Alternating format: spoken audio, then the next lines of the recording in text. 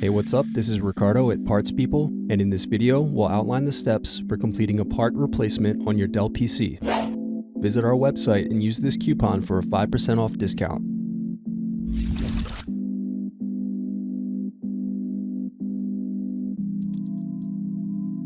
Unscrew and remove bottom base.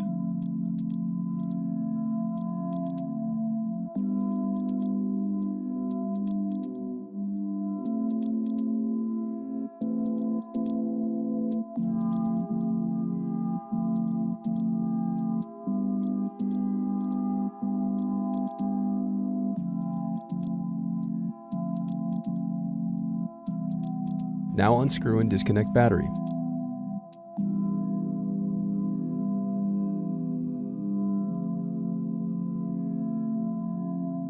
Next, disconnect and remove Daughterboard.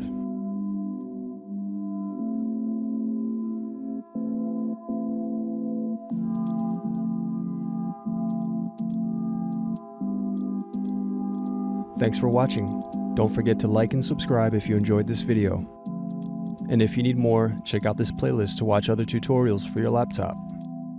You can also click here to find parts for your laptop at partspeople.com.